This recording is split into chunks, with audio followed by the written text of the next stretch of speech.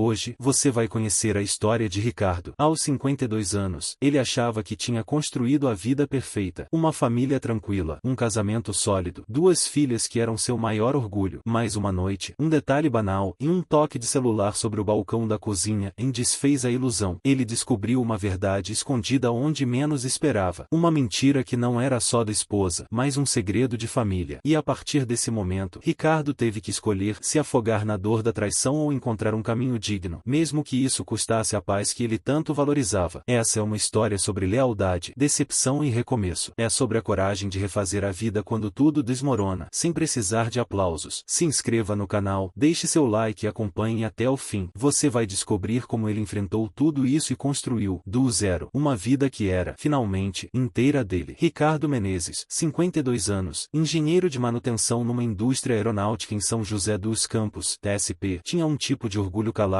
o de quem cuida sem barulho. Era conhecido pela paciência, pelas planilhas meticulosas e por uma mania inofensiva de conservar parafusos num potinho de vidro rotulado. Janaína, sua esposa de 49, prestava consultoria administrativa para empresas da região. Beatriz, a filha mais velha, com 26, planejando um casamento de Pinterest. Larissa, a caçula de 24, abraçando a carreira na área de produto em uma startup de Campinas. Por fora, a família parecia um quadro equilibrado. Por dentro, algumas cores já vinham desbotando devagar. Às terças, mãe e filhas tinham o ritual do jantar das meninas. Ricardo adorava esse hábito, em sinal de que os laços estavam firmes. Naquela terça, porém, um detalhe prosaico mudou o desenho. O celular de Janaína vibrou 2 vezes sobre o balcão da cozinha. Ele só quis silenciar para não atrapalhar o cachorro, que se assustava com notificações. A prévia mostrava: "Não vejo a hora de te encontrar hoje. Número não salvo." Um frio miúdo percorreu a nuca. Ricardo não era de bisbilhotar, mas a frase tinha a sinceridade descuidada de quem fala com quem já conhece o caminho. O toque abriu uma conversa curta, íntima. Otávio Brandão, diretor regional de uma rede de clínicas parceira da empresa de Janaína. Reencontros, promessas, cuidado com horários. Uma foto emoldurando 2 taças, ângulo baixo, luz âmbar. Amanhã, mesma hora, não posso sempre, mas hoje eu fujo. Ricardo engoliu seco a palavra fujo, como quem sente o estômago virar náusea no primeiro giro do barco. Ele ligou discretamente o compartilhamento de localização do celular de Janaína. Quando ela saiu, perfumada e leve, anunciou: "E jantar com as meninas. Não esperem." Beatriz respondeu no grupo da família com um sticker fofo. Larissa mandou um coração. Tudo no lugar, e exceto o lugar real. 25 minutos depois, o PIN no mapa parou num restaurante rústico às margens do Rio Paraíba, o preferido da família aos domingos. Não era o japonês do costume, nem o italiano da rua principal. Ricardo estacionou 2 quadras antes. Entrou e viu. O salão estava cheio. O riso de Janaína, e um riso que ele conhecia, e tinha um brilho que há muito não se acendia. Estava diante de Otávio, dedos entrelaçados, conversas de quem experimenta um alívio proibido. Ricardo não fez cena. Fotografou de longe, com a mão surpreendentemente firme, só para não duvidar de si. Voltou ao carro e mandou a imagem no grupo com as filhas. Bom jantar das meninas. Silêncio de 5 minutos. Depois chuva de chamadas. Ele desligou o celular, encostou a testa no volante e respirou como quem volta de uma apneia longa. Dormiu no quarto de hóspedes do irmão, Sérgio, em Taubaté. Quando amanheceu, a mente operava no modo checklist: contas, documentos, limites de cartão, contratos. Mandou mensagem para a doutora Mirela Godoy, advogada de família: "Preciso de orientação ainda hoje." O coração queria urgência, a planilha, sequência. Às 10 da manhã, Janaína chegou, olhos inchados, o rabo de cavalo apressado, o cheiro de perfume virado em ferida aberta. Sentaram-se à mesa de jantar, a mesma onde Larissa costumava espalhar post-its coloridos e Beatriz fazia planilhas de orçamento da festa. Foi um erro, Ricardo. A palavra erro soou como um copo posto no lugar errado. Nada quebre, mas tudo desarruma. Há quanto tempo? Uns meses. Sincero, quase 1 ano. As meninas sabiam. Pedi que não contassem até eu resolver. Ricardo assentiu sem assentir. O que doía, se percebeu com nitidez, e não era o adultério em si, mas a conspiração doméstica, a mentira compartilhada no corredor entre a geladeira e o sofá. "Você pode me odiar," ela tentou, "mas eu estava infeliz." Ele inspirou fundo. Infeliz se trata com conversa, terapia, separação, não com plateia clandestina. A voz não subiu. O mundo sim. Na sequência, ligou para a advogada. Planos claros, contas separadas, inventário de bens, suspensão de qualquer aporte para o casamento de Beatriz até segunda ordem. A doutora foi cirúrgica.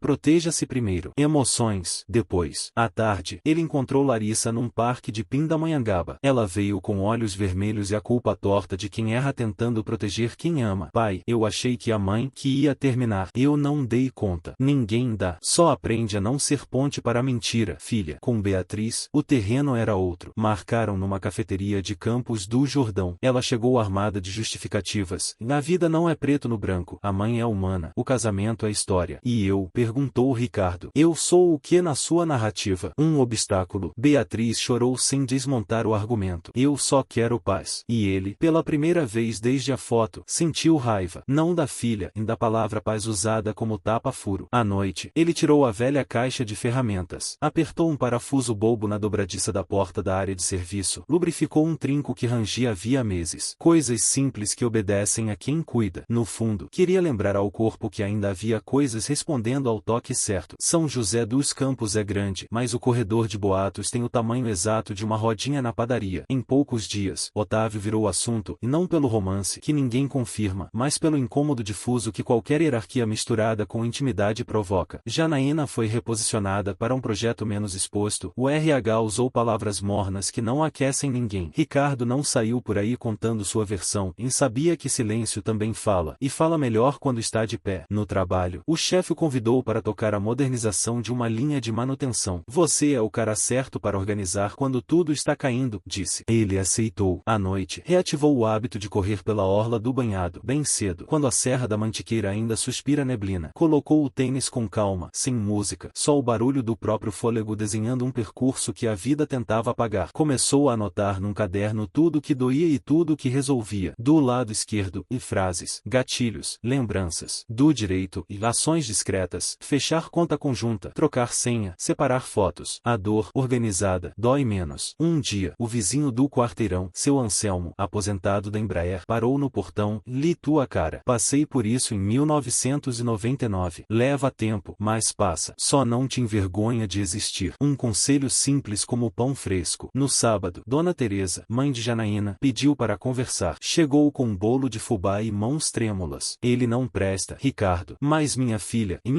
é boa. Burra, mas boa. Ele sorriu com uma generosidade cansada. Eu sei que a senhora ama as duas, Dona Teresa. Eu também. Ela enxugou o olho com a barra do vestido. Culpa e amor travando a mesma garganta. Os preparativos do casamento de Beatriz já tinham arrasado orçamento. Buffet reservado em Caraguatatuba. Decoração com folhagens tropicais. Banda de samba rock que Ricardo, orgulhoso, havia indicado. Ao suspender os aportes, ele não quebrou só um cheque, quebrou um roteiro. Beatriz enviou um e-mail duro, acusando de retaliação. Ele respondeu com 2 linhas. Eu disse desde o início que o casamento de vocês teria meu apoio até a mentira entrar na sala. Entrou, e ficou. A família do noivo, Gustavo, começou a olhar de esguelha. Boatos fazem o trabalho que ninguém quer assinar, corroem. No grupo do salão de festas, o assunto respingou. Uma tia adora uma narrativa pronta. Ricardo sentiu o peso de ser transformado em vilão conveniente. Voltou ao caderno e anotou: ser o vilão na história alheia é o preço de manter a espinha ereta. Larissa, por sua vez, procurou terapia. Mandou mensagens curtas ao pai, em um pedido de espaço, não de absolvição. Ele aceitou o ritmo dela. Encontravam-se às sextas, na padaria 9 de julho. Falavam de trabalho, de um podcast novo, de receitas veganas que não vingavam sequer na foto. De vez em quando, a conversa tocava na ferida. E, quando tocava, não fugiam. Ricardo decidiu também cuidar do corpo. Fez exames, regularizou pressão, ajustou alimentação, rematriculou-se no curso de violão que tinha largado assim que Beatriz entrou na faculdade. O professor, seu Nestor, homem magro de mãos fortes, ensinava Belchior com paciência. Velha roupa colorida. Ricardo, vai te servir. Ele sorriu pela primeira vez com os dentes. A vara de família tem um tipo de silêncio que não acolhe, apenas contabiliza. A juíza falou com firmeza polida. Os advogados mediram cada sílaba. Meação, partilha, cláusulas. Janaína, visivelmente nervosa, quis encurtar o processo. Concordou em abrir mão de parte de bens móveis. A advogada de Ricardo fez constar que todo aporte ao casamento de Beatriz era condicionado e, portanto, revogável. Otávio não apareceu. O nome dele, entretanto, ficou pairando como poeira em sala de obra. Na saída, garoa fina, céu de chumbo claro. Sérgio esperava no carro com o rádio baixo, estacionado em frente a uma banca de jornal que ainda resistia. E agora? Ele perguntou. Agora. Rotina, respondeu Ricardo. A rotina me salva. Pararam para comer pastel com caldo de cana. O atendente reconheceu. E aí, seu Ricardo? Firme? Ele não mentiu. Em pé. Na semana seguinte, Beatriz comunicou que reduziria a festa, faria Havia cerimônia civil e um jantar pequeno. Não convidou o pai. Ele recebeu a notícia sem surpresa, mas o corpo não aprendeu, ainda, a lidar com a ausência performática dos próprios ritos. No domingo, ficou longos minutos encarando a caixa onde os talheres especiais, comprados para a festa, continuavam embrulhados no plástico. Visitou a memória do dia em que escolheu, as piadas com Janaína no corredor da loja, e precisou sentar. Larissa, no encontro lento e bonito, trouxe um caderno. Escrevi o que eu sabia, quando eu soube. Por que eu não te contei? Não havia defesa, só exposição. Ricardo leu na mesa da cozinha, o cachorro nos pés, a chaleira apitando baixo. Eu não quero te perder, ela disse. Então não some, ele respondeu, sem dramaturgia. E se abraçaram de um jeito sem pressa, sem precisar resolver tudo naquele minuto. Em novembro, São José pegou uma chuva teimosa daquelas que inundam esquina. Às 6 da tarde, o céu escureceu de uma vez. Na rua de Ricardo, uma árvore ruiu sobre um palio estacionado. A água subiu pela calçada, invadiu a garagem do prédio. Helena, a vizinha do 704, professora de história na rede estadual, chegou molhada, o cabelo colado na testa, carregando uma sacola de supermercado e uma gaiola com periquito. Elevador pifou, ela riu de si mesma. Subir 8 andares com esse sujeito aqui foi minha prova do Enem. Ricardo ajudou, claro. Pegou a sacola, a gaiola, um pouco da vida daquela desconhecida simpática. No hall, encontrou um cachorro atarantado, porte médio, pelagem caramelo e a raça nacional extraoficial. Olhos de pânico, rabo que não decide entre a fuga e o pedido de colo. Vem cá, Zeca, Helena chamou. Você conhece? Acabei de batizar. Os dois riram no meio do caos. Condôminos se juntaram num mutirão improvisado, baldes passando de mão em mão, vassouras empurrando água de volta para o mundo. Quando a chuva deu trégua, Helena bateu à porta de Ricardo com uma tupperware de pão de queijo. Obrigada pelas forças, disse. A gente se vira, né? Conversaram no corredor, sobre escola pública, salário apertado, greve, sobre Embraer e os tempos de bonança, sobre Belchior, de novo ele, sobre livros. Marisa Monte ou Maria Bethânia? As duas, cada uma no seu dia, respondeu ele, e o diálogo fluiu com a simplicidade de quem não precisa provar nada. Zeca, o cachorro, adotou o prédio. Dava bom dia a todos no rabo. Dormia ora numa porta, ora noutra. Nas semanas seguintes, tornou-se presença no caminho de Ricardo ao trabalho. Companhia silenciosa que lembra ao corpo que existem lealdades fáceis, e comer, beber, voltar. Helena e Ricardo passaram a caminhar aos domingos no parque. Falavam de coisas miúdas, e nos intervalos, de feridas grandes sem espetar demais. A vida se reacomodava. No escritório, Ricardo liderava o projeto de modernização, ouvindo técnicos mais jovens, valorizando o aprendizado milimétrico de quem sabe que parafuso demais espana. Em casa, a rotina, café no filtro, música baixinha, violão que começava a formar calo na ponta dos dedos. Às sextas, padaria 9 de julho com Larissa. Às vezes doía, e mais doía limpo. Meses depois, os corredores corporativos começaram a sussurrar sobre Otávio. Não por causa de Janaína, mas por um processo de auditoria fiscal que atingiu a rede de clínicas que ele dirigia. No Brasil, uma nota fiscal mal assinada pode virar terremoto. O boato dizia que havia contratos superfaturados, e o nome dele figurava como responsável. Ricardo não comemorou, apenas anotou no caderno, e na vida cobra com juros que a gente não controla. Na rua, o comentário vinha em tom de piedade disfarçada. Fulano caiu em desgraça. No supermercado, uma senhora murmurava, e a coitada da Janaína. Era estranho ver a ex-esposa tornar-se alvo de compaixão pública. Ele não desejava o mal, mas não podia negar a ironia amarga. O adultério, antes segredo, agora se dissolvia em notícia de bastidor. Larissa, nesse período, mostrou evolução. Voltava a falar com o pai sem pisar em casca de ovo. Um dia, levou a um evento da empresa dela em Campinas. Ricardo, tímido, sentiu-se deslocado entre puffs coloridos e pitches de startup. Mas Larissa, orgulhosa, o apresentou. Esse é meu pai, engenheiro. O cara mais meticuloso que já conheci. Foi a primeira vez, em muito tempo, que ele ouviu o respeito voltar com clareza. No carro, a caminho de casa, anotou, a reconstrução começa no jeito que te nomeiam. Beatriz, por outro lado, parecia cada vez mais distante. Já casada no civil, limitava-se a enviar mensagens protocolares. Bom aniversário, Feliz Natal. Ricardo respondia com a mesma economia. Ambos se amavam, mas a distância não tinha ponte ainda. Ele sabia que algumas rachaduras precisam de silêncio longo para assentar. Helena, a vizinha professora, aos poucos deixou de ser apenas um rosto simpático no corredor. Ricardo começou a esperar pelas conversas de domingo. Caminhavam no parque, sempre acompanhados pelo Zeca, o cachorro vira-lata caramelo que o prédio inteiro havia adotado. Falavam de política nacional, de greves de professores, de livros didáticos que nunca chegam a tempo. Helena tinha um jeito de rir até da própria tragédia. Um domingo, ela comentou, O problema de dar aula de história no Brasil é que a gente vê o presente repetindo as mesmas burradas do passado. Ricardo sorriu. Na engenharia também. Se você não aprende com a falha, repete até quebrar a peça. Naquele instante, percebeu que havia algo em comum, ambos lidavam com repetições. Ela, as da história nacional, ele, as dos erros técnicos e humanos. E juntos começavam a encontrar um compasso novo. Não havia pressa. Não havia promessas. Havia apenas presença. Um dia, Helena esqueceu um livro de crônicas na portaria. Dentro, um bilhete simples, para quando o silêncio pesar. Ricardo guardou como quem ganha uma ferramenta rara. Em janeiro, Dona Teresa adoeceu. Internada em estado delicado, a mãe de Janaína pediu para ver Ricardo. Ele foi. No Hospital Público de São José, o corredor tinha cheiro de desinfetante e murmúrios. Quando entrou no quarto, Janaína estava lá, abatida, sem maquiagem, com olheiras profundas. Dona Teresa segurou a mão dele. Menino, não briga com a vida. Ela sempre ganha. Ricardo apertou de volta. Eu não brigo, Dona Teresa. Só tento andar sem tropeçar. O olhar de Janaína, naquele instante, não tinha arrogância nem charme. Era apenas uma mulher cansada, carregando a consequência de escolhas. Eles não brigaram. Não pediram desculpas. Apenas dividiram o silêncio ao lado da mãe que, dali a 2 semanas, partiria. No velório, Ricardo abraçou Janaína por respeito. As filhas estavam presentes. Beatriz manteve distância. Larissa ficou ao lado do pai. Foi um momento em que todos entenderam que alguns laços não acabam e apenas mudam de forma. No trabalho, Ricardo colhia frutos do projeto de modernização. Recebia convites para palestrar em eventos de engenharia, coisa que nunca havia buscado. Você tem didática, Ricardo, elogiou um colega. Ele percebeu que, depois de tanto tempo se dedicando a consertar máquinas, agora estava aprendendo a consertar a si mesmo pela partilha. Numa palestra em São Paulo, no auditório da USP, ele foi abordado por um jovem estudante. O senhor falou que a vida também precisa de manutenção preventiva. Isso foi um forte obrigado. Ricardo sorriu, tímido. Nunca tinha se imaginado como referência além do ofício técnico. Anotou no caderno, a dor também ensina, se você deixa ela virar palavra. Em casa, voltava para o violão. Já conseguia tirar músicas inteiras. Belchior, Gonzaguinha, Milton Nascimento. Aos poucos, o som enchia os cômodos vazios. O cachorro Zeca, como plateia, abanava o rabo em ritmo. Larissa se aproximava cada vez mais. Aos poucos, voltou a pedir conselhos profissionais, opiniões sobre relacionamentos, até confidenciar pequenos medos. Ricardo não cobrava nada, apenas ouvia, apenas estava. Beatriz, porém, seguia rígida. Um dia, mandou uma mensagem: estou grávida. Ele respondeu de imediato: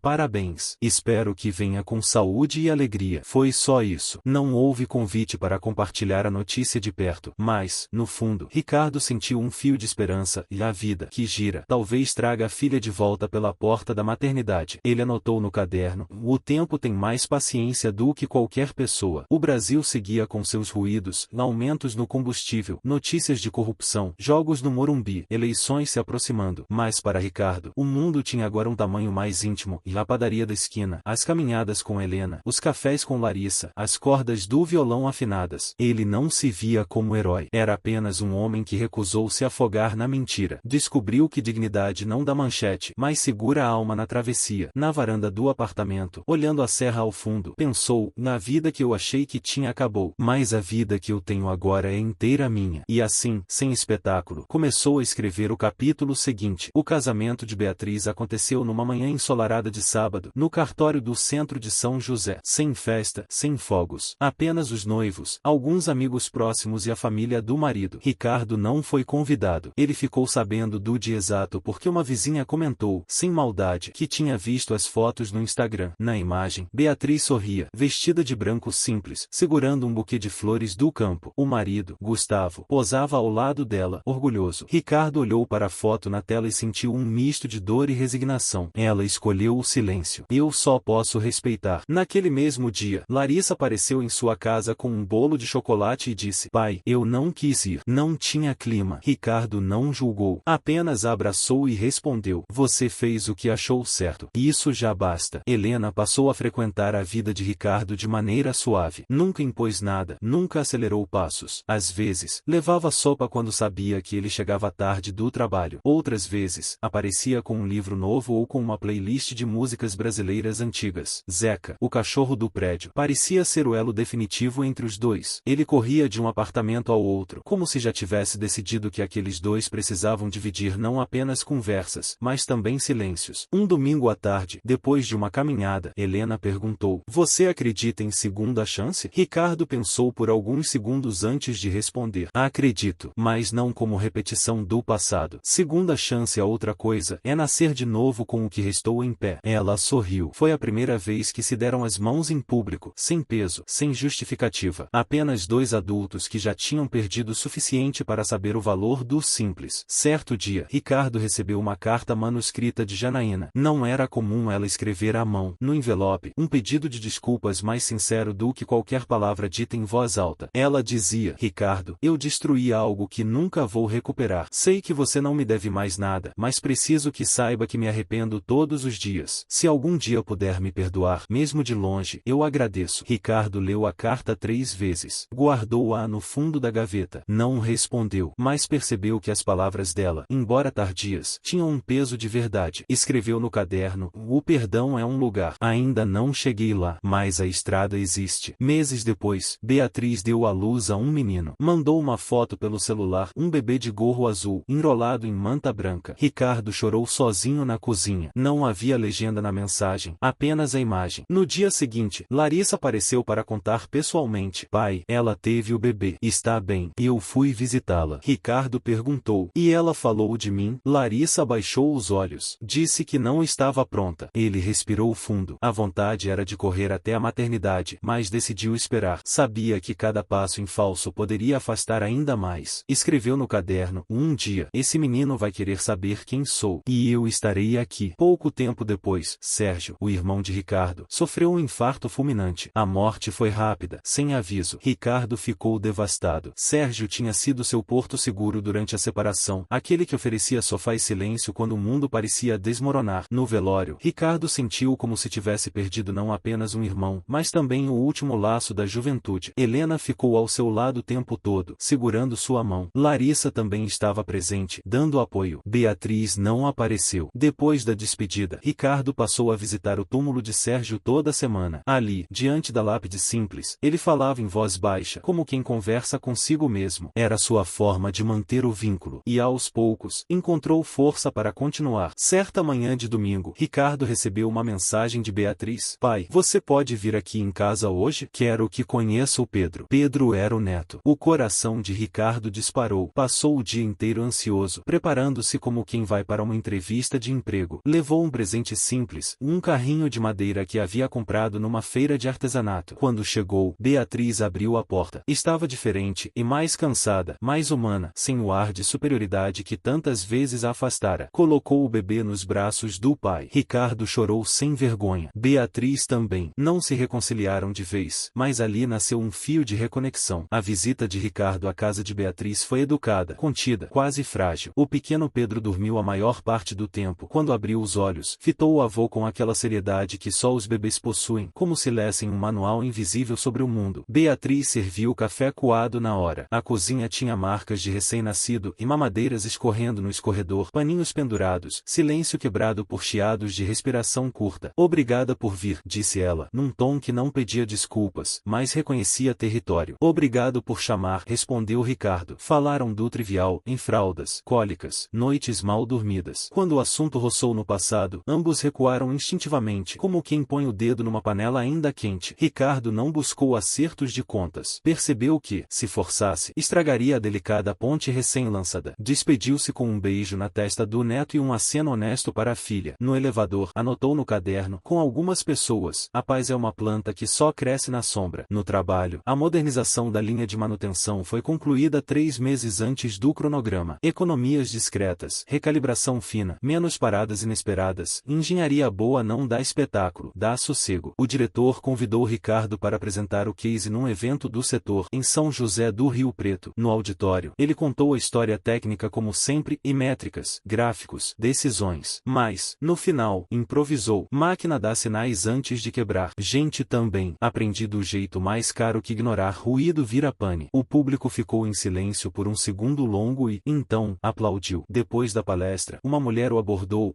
professora de administração, convidando para uma aula aberta sobre manutenção e cultura organizacional. Ricardo aceitou. Descobriu que havia um professor tímido morando dentro dele, e que dar aula era um jeito de arrumar parafusos nas ideias dos dos outros, e sem forçar a rosca. A relação com Helena seguiu firme, sem pressa e sem capa de novela. Nada de declarações públicas ou promessas grandiosas. Um acordo tácito de luz baixa, cozinhar juntos às quartas, caminhar aos domingos com o Zeca, dividir leituras em silêncio, às vezes no mesmo sofá, às vezes em apartamentos diferentes. Numa noite de vento, ela trouxe um vinil antigo de Milton Nascimento. A agulha arranhou o início, e a sala se encheu de uma melancolia bonita. Você acha que perdão precisa de palavra? Ela perguntou. Acho que precisa de postura, ele devolveu. Palavra sem postura é verniz. Helena sorriu, encostou a cabeça no ombro dele e ficou ali, o gesto que não promete nada e cumpre tudo. Certo sábado, Janaína ligou. O nome piscou na tela do celular de Ricardo como um telegrama antigo. Eu soube que você conheceu o Pedro, ela disse. A voz estava limpa, sem tremor, sem pose. Conheci. Obrigada por ir. Eu estou tentando ser uma pessoa menos vaidosa. Ricardo respirou. Lembrou-se da carta manuscrita, do velório de Dona Teresa, da mulher cansada no hospital. As pessoas mudam, ele disse, quando param de justificar o que fizeram e começam a sustentar o que fazem. Do outro lado, silêncio de reflexão. Eu queria te pedir desculpas, de novo. Não para voltarmos, e isso seria desonesto da minha parte, talvez da sua, mas para que a gente consiga existir no mesmo mundo sem tropeçar no rancor. Eu aceito, disse Ricardo. Não sei o nome disso. Talvez seja só decência. Desligaram. Ele anotou. Decência é o nome menos glamouroso do milagre. Larissa sugeriu um almoço de domingo com Beatriz e o neto, em local neutro, sem discursos, sem mesa longa. Um restaurante simples na Vila Ema. Ventilador de teto e garçom antigo que chama todo mundo de meu patrão. Beatriz chegou alguns minutos atrasada, com Pedro no colo e olheiras de mãe nova. Trocaram guardanapos caídos, ofereceram colheres, dividiram risos quando o bebê descobriu a alegria de amassar arroz com as mãos. No final, Larissa pagou a conta escondido. Ricardo percebeu e fingiu não notar. Ao sair, Beatriz segurou o braço do pai por um segundo. Eu estou tentando. Eu também. Não houve choro, nem abraço de novela. Houve o início de uma conversa que poderia continuar. Às vezes, é o bastante. Com o passar dos meses, a situação de Otávio se resolveu como tantas histórias de bastidor no Brasil. Transferência lateral, silêncio conveniente, nenhum herói, nenhum culpado oficial. Janaína manteve o emprego, sem holofotes. O nome dele deixou de frequentar corredores. Boatos têm prazo de validade. Quando não servem a mais ninguém, viram poeira. Ricardo, de longe, sentiu uma espécie de indiferença pacífica. O contrário de amor não era ódio, descobriu, e era desinteresse. O passado parou de morder o calcanhar e passou a ser só um capítulo lido. Numa madrugada fria, Ricardo escreveu uma carta que guardou num envelope pardo, com o nome para o Pedro ler quando tiver 15 anos. Pedro, a gente erra tentando acertar e às vezes acerta tentando não errar. Teu avô não é herói, é teimoso em não negociar a própria dignidade. Quando doer, anda. Quando cansar, descansa. Quando se perder, volta para o simples. Pão de manhã, sol na cara, conversa honesta. E se um dia te disserem que manter a palavra é bobagem, guarda esta. O mundo muda mais devagar do que parece, mas muda primeiro nos lugares pequenos onde a gente escolhe não mentir. Selou o envelope e o guardou numa gaveta de documentos importantes. Não sabia se estaria vivo quando o neto fizesse 15. Sabia, porém, que algumas palavras precisam de destino. Comentário final do narrador. Histórias como a de Ricardo raramente terminam com fogos de artifício. Terminam em luz morna, um almoço sem armadilhas, um neto no colo, um cachorro caramelo que atravessa corredores como se fossem pontes. A vida não devolve o que foi quebrado, ela oferece materiais para construir outra coisa, e cobra que a gente aprenda a usar. Ricardo descobriu que dignidade é manutenção diária, apertar parafusos frouxos antes que o barulho vire pane, assumir falhas, recusar atalhos que pedem a alma como pedágio. Entendeu também que o perdão verdadeiro não é desculpa para repetir erro, é só um chão firme para seguir sem se vingar de si mesmo. Janaína aprendeu a falar menos bonito e agir mais certo. Larissa fez do remorso uma escola e da coragem, rotina. Beatriz deu um passo curto na direção do pai, e passos curtos são o único ritmo sustentável para quem cansou de promessas cumpridas. Helena mostrou que amor maduro é não atrapalhar o outro a ser inteiro. E Pedro, com seu olhar sério de bebê, lembrou que o futuro sempre começa num par de olhos atentos. A história de Ricardo não termina com fogos de artifício ou grandes viradas de roteiro. Ela termina de um jeito muito mais real, com um café coado, um neto no colo, um cachorro caramelo que atravessa corredores como se fossem pontes. Ele descobriu que a dignidade não dá manchete, mas segura a alma na travessia, e que perdão não é esquecer, é ter um chão firme para seguir em frente sem precisar se vingar de si mesmo. E você? O que teria feito no lugar de Ricardo? Acredita que a dignidade tem um um preço? Conta pra gente nos comentários. Se essa história te tocou, se inscreva no canal, ative o sininho e compartilhe com quem precisa ouvir. Toda semana, a gente traz histórias brasileiras, humanas e sem maquiagem, para provar que a coragem, no fim das contas, mora na vida comum.